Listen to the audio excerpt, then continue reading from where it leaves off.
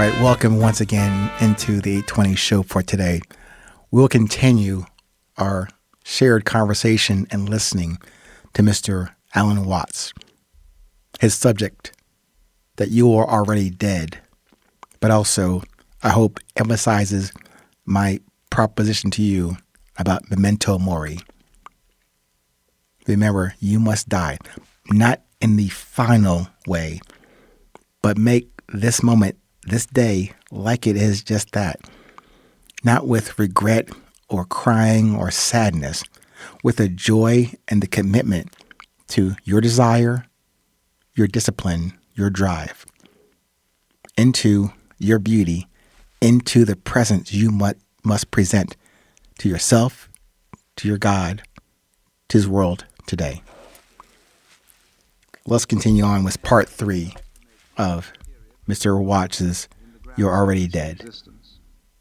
Consider for a moment the transformation of ice into water. When ice melts, does the ice die? In a sense, yes, it ceases to be ice. But nothing is actually lost. Not a single molecule disappears. The frozen water simply changes its form, becoming liquid, flowing, adaptable. This is what the Taoists mean when they speak of Wu Wei, not inaction, but action in accordance with the natural flow of transformation. Not resisting change, but embracing it as the very essence of reality. You see, when a cloud transforms into rain, we don't mourn the death of the cloud. When winter transforms into spring, we don't grieve the passing of the cold. We understand these as natural cycles, beautiful in their endless becoming. So why do we make an exception for human death? Why do we insist that this particular transformation, out of all the countless transformations in the universe, must somehow be a tragic error, 0? 5. The Tibetan Book of the Dead, or Bardo Thodol, offers a fascinating perspective here. It suggests that what we call death is actually a series of transformations of consciousness, a journey through various bardos or intermediate states. The consciousness doesn't cease, it transforms, just as water transforms from ice to liquid to vapor. And isn't this consistent with what we know about the physical world? Energy cannot be created or destroyed, only transformed.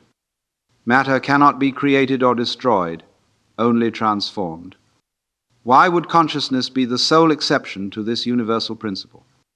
So when I suggest that death has already happened to you, I'm pointing to this constant process of transformation that we're all engaged in.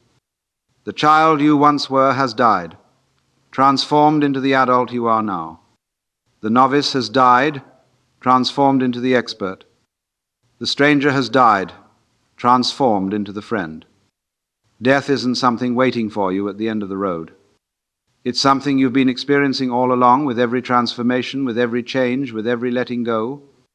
And these little deaths haven't diminished you. They've enriched you. They haven't ended your journey. They've advanced it. Have you ever noticed how difficult it is to pin down exactly what we mean by now? The moment I say the word, it's already past. The present seems to be an infinitesimally thin line between past and future, always moving, never graspable. And yet, paradoxically, now is all there ever is. The past exists only as memory in the present. The future exists only as anticipation in the present. All experience, all reality, all life happens now. This is what the Zen masters mean when they speak of the eternal present. Not an endless stretching of time, but a recognition that time itself is a concept that exists within the eternal now. Consider this. Have you ever experienced anything outside of the present moment? You may remember the past, but the remembering happens now.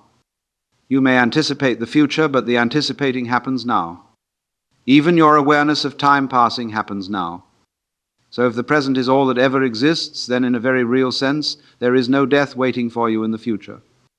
There is only this moment, eternally transforming into the next moment. I know it may sound like a play on words, and I don't think he means that, nor do I when I'm trying to relate to you my humble perspective and the courage to talk about resilience like this. But terms like, or equating death and resilience, transformation, and the now, those sound like very fluffy terms.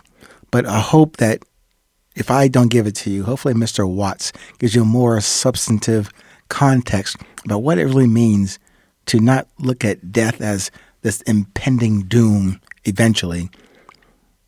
To get comfortable, well, I guess comfortable is a better way to put it, but that's the best I can do right now. Get comfortable with the proposition that I present to you about being present in this moment and having a different perspective on the present moment right now. I still would stop in there because I think that really, it energizes me to hear it coming from this man who's been around a long time, but to have expressed this many, many years ago, and now it's starting to, in my mind, in my heart, resonate even more fully today. So let's continue. Life and death are not sequential events, but simultaneous aspects of the same reality. This is what Dogen, the great Zen master, meant when he said, "To study the Buddha way is to study the self. To study the self is to forget the self. To forget the self is to be actualized by myriad things." When we drop our fixation on maintaining a separate self across time, we open to the boundless reality of the present moment. In this eternal now, death isn't something that will happen to you. It's something that's always happening alongside life as part of the seamless flow of existence. The cells in your body are dying and being reborn. Your thoughts are dying and being reborn. Your identity is dying and being reborn. And this isn't something to fear or resist, it's something to recognize and embrace. Because when we step out of our linear past to future concept of time and into the eternal now, we discover a profound truth. You cannot die in the future because the future doesn't exist. You cannot die in the past because the past doesn't exist. You can only ever be alive now. So in the deepest sense, you are always alive and always dying, eternally held in the embrace of the present moment. And this realization doesn't diminish life. It enriches it immeasurably. Now let's talk about our fear of death, shall we? It's really quite fascinating when you look at it closely. Before we move What on to exactly part are we afraid of? 4, let's pause here for a moment with Mr. Watts. But also, I want to say this. When I say Memento Mori, and I bring up again in this series of episodes, I think I should, for me, add on a tagline. Memento Mori meaning, remember, you must die. I think also, I'm going to say, that also infers or means, remember, you must live each moment fully and presently. So until next time, stay present, stay current, and no matter where you are in this world, please remember, it is always 8:20.